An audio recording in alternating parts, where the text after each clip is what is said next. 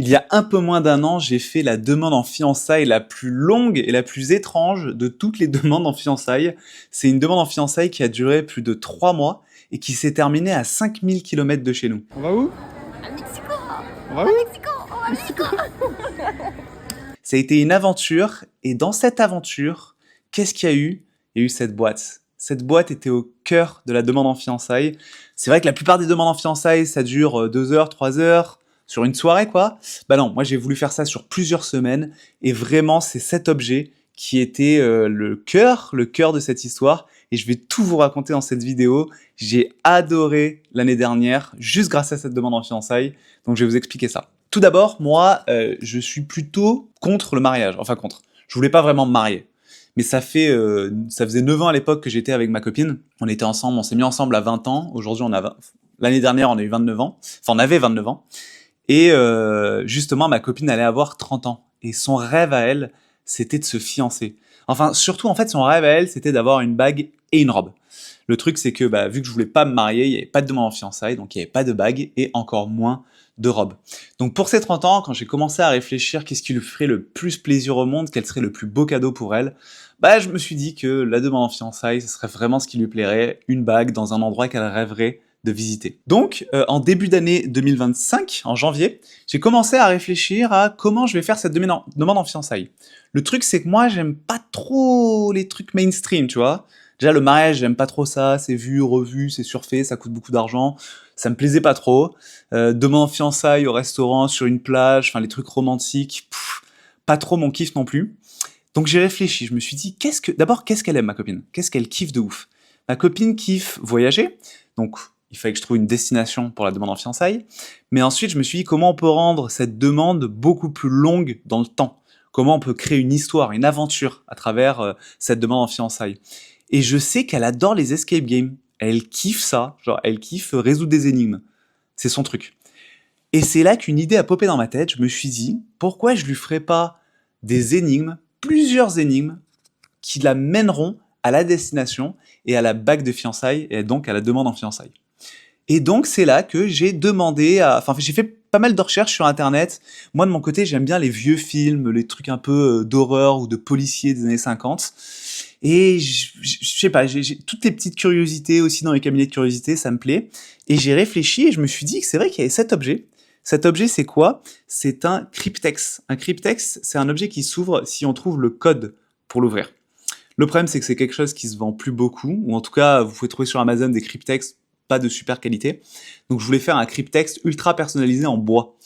Et pour faire ça, j'ai dû partir à la course pour trouver un ou une ébéniste. Donc j'ai envoyé plein de messages à plein de gens pour raconter que je voulais cet objet. Plein d'ébénistes m'ont dit on n'a jamais fait ça, on ne sait pas comment faire. Et donc j'ai commencé à perdre espoir. Mais là, à Montréal, improbable, moi je vis à Montréal, le seul ébéniste que j'ai trouvé était à Montréal. Et c'est un étudiant qui m'a dit, une étudiante, c'est une personne je pense qui est transsexuelle, donc c'est pour ça que j'ai du mal à dire un ou une. Je pense qu'elle préférerait que je dise une, donc je vais dire une.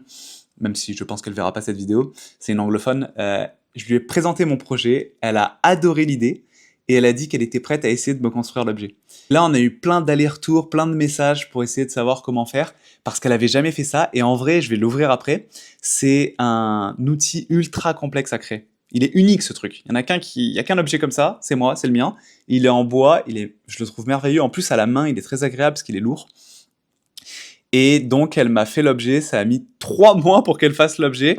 Et je vais l'ouvrir pour vous montrer un peu comment c'est à l'intérieur. On m'entendra toujours. Donc là, on met le code, que je ne vous dirai pas, c'est un code très secret. Et quand on ouvre l'objet, je vais l'ouvrir devant vous, là, on peut mettre une bague. Donc là, ensuite, je suis allé voir un bijoutier sur Montréal, j'ai présenté exactement le type de bague que je voulais. Et en vrai, c'est galère, hein, on peut se le dire, hein, en tant que mec. Je sais pas s'il y a des mecs qui ont demandé leur copine en fiançailles ou qui veulent demander leur copine en fiançailles. J'avais vraiment jamais acheté de bijoux à ma copine. Et je savais à peu près ce qu'elle aimait, mais pas trop non plus. Puis la taille du bijou, j'en savais rien. J'étais dans une galère de ouf, mais finalement, j'ai réussi à trouver un truc, à trouver une bijoutière qui m'a aidé dans le processus. Et je pourrais mettre une photo de la bague dans la vidéo. J'ai réussi à lui faire une bague aussi personnalisée avec un diamant vert au centre de la bague, vert parce que je voulais que ça lui rappelle le Mexique quand elle regardait sa bague. J'ai mis la bague à l'intérieur et j'ai refermé l'objet. que j'ai bien gardé en cachette dans mes affaires. Et ensuite, il fallait préparer le jeu. Le jeu, c'était quoi? C'était découvrir quels sont les 10 chiffres qui vont permettre d'ouvrir cette boîte. C'est là que, pendant quelques semaines, j'ai préparé 10 énigmes complètement différentes. La première était un faux billet de train qui devait rappeler notre date de rencontre et notre lieu de rencontre pour lui permettre de trouver le chiffre. Ensuite, j'ai créé un petit jeu vidéo parce qu'elle kiffe les jeux vidéo. En fait, j'ai fait tous les trucs qu'elle kiffe.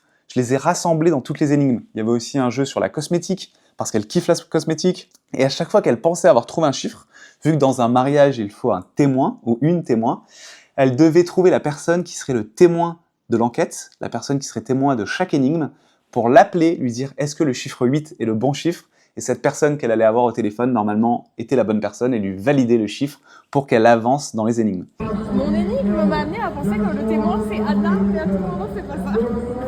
C'est 6? Oui, c'est 6. Bon, en tout cas, j'ai trouvé. Et ensuite, chaque énigme, je l'écrivais à la main sur des lettres que je mettais directement dans ma boîte aux lettres et que je scellais avec, comment on appelle ça là, avec de la cire, comme les vieux trucs, là, dans les vieux manoirs, là, on cire, clac, avec le prénom, son prénom qui est ciré sur la lettre pour qu'elle découvre tout ça. Et j'ai bien sûr créé aussi une adresse mail, l'adresse mail de la personne fictive qui était en charge de son enquête, l'inspecteur Tim Coyce, qui était là pour l'aider si elle avait des problèmes pour résoudre les énigmes. Donc à chaque fois qu'elle galérait, qu'elle pataugeait un peu dans les énigmes, elle pouvait envoyer un mail à cette personne, Tim Coyce, et Tim Coyce allait lui répondre pour l'aider. Bien sûr, derrière Tim Coyce, c'était moi, et un peu de ChatGPT qui m'aidait à prendre un style, un ton particulier quand je répondais, un ton, encore une fois, de vieux film policier, d'Agatha Christie, pour l'aider à découvrir les énigmes. Et c'était incroyable, on a passé 3 mois, c'était trop cool, elle était ultra heureuse dès qu'elle ouvrait la boîte aux lettres. Parfois, j'avoue, j'ai mis aussi des lettres dans le frigo, avec du fromage, avec des trucs. J'ai essayé un peu de foutre les lettres partout, à des moments où elle s'y attendait pas, pour qu'elle ait un anniversaire qui dure longtemps. Mais alors, elle s'attendait pas, mais alors pas du tout à ce qu'il y avait dans la boîte. Parce qu'elle avait, ah oui, je l'ai pas dit, la boîte, je l'ai mis dans la boîte aux lettres. La boîte, je l'ai mis dans la boîte aux lettres 3 mois avant, donc elle a vu cette boîte, la boîte trônait dans le salon, et elle savait pas du tout ce qu'il y avait à l'intérieur. C'est ça qui était dingue, c'était dingo. Et elle avait aucune idée, parce que moi je lui ai toujours dit que je voulais surtout pas me marier, donc elle avait aucune idée qu'il y avait une bague à l'intérieur de ça. Mais ce qui est fou, c'est que du coup dans le salon, il y avait une bague de fiançailles pendant 3 mois. Moi je le savais, mais elle le savait pas. Et ensuite, pour la dernière énigme, je me suis dit effectivement qu'il fallait un voyage, parce qu'elle kiffe les voyages. Et donc, je lui ai offert un billet d'avion et un logement à Mexico City, et j'ai invité ses meilleurs potes avec elle. Donc j'ai pris le logement, j'ai dit venez tous, on va tous être dans le logement, et on est allé à Mexico City tous ensemble. On a passé un long week-end, c'était 4 jours là-bas, incroyable, j'avais jamais visité cette ville. C'est une ville merveilleuse, la bouffe, les rues, il y a du gris, il y a du vert partout, il y a des arbres partout, c'est safe, certaines personnes disaient que c'était dangereux, je me suis senti complètement safe. Il y a des cafés excellents, des cafés magnifiques. On a dansé la salsa, je pense. Qu'est-ce qu'on a dansé? Je suis pas un grand danseur. On a dansé la salsa. J'ai voulu mettre la dernière énigme dans le vieux bureau postal de Mexico City. Ça correspondait parfaitement à tous les délires d'enveloppe. Mais malheureusement, c'est devenu un musée et ils ont interdit que je rentre avec la boîte. On rigole, mais je sais pas comment je vais faire. Donc j'ai pas pu le poser dans cet endroit-là. J'étais dégoûté. Donc en fait, j'avais l'énigme, j'avais la boîte, mais j'avais pas le dernier lieu où elle allait voir la bague. Donc j'ai commencé un peu à stresser. J'avais aucune idée de l'endroit où on allait aller. Et à force de visiter la ville, on demande à visiter un parc qui s'appelle la Condesa. Le quartier s'appelle la Condesa. Je crois que le parc c'est Parque Mexico. Très simple, il me semble, je suis pas sûr. Mais en tout cas, le quartier, c'est la Condesa. Et là, le parc était trop beau. Vraiment, on se sentait trop bien dans ce parc. Moi, j'adore les arbres, j'adore la nature. Et malgré qu'on soit dans la capitale du Mexique, dans une ville immense, cet endroit-là était hors du temps. J'ai adoré cet endroit-là. C'est pas un endroit très photographiable. C'est pas un endroit où on a fait des photos de ouf, où la vidéo rend merveilleuse, où on est au bord de la plage à Bora Bora. Mais on s'y sentait bien. Et donc je me suis dit, on va retourner dans ce parc le lendemain, je vais poser la boîte sur un arbre, sous un arbre, avec la dernière enveloppe. Elle verra l'enveloppe, elle verra la boîte, et on se mettra tous les deux sur un banc. Je vais pas me mettre à genoux non plus. Vraiment, j'aime pas les trucs mainstream. Donc me mettre à genoux, ça me plaisait pas du tout. Je me suis dit qu'on se mettrait sur un banc, elle ouvrirait la boîte, et elle verrait ce qu'il y a à l'intérieur. Donc je vais mettre la vidéo.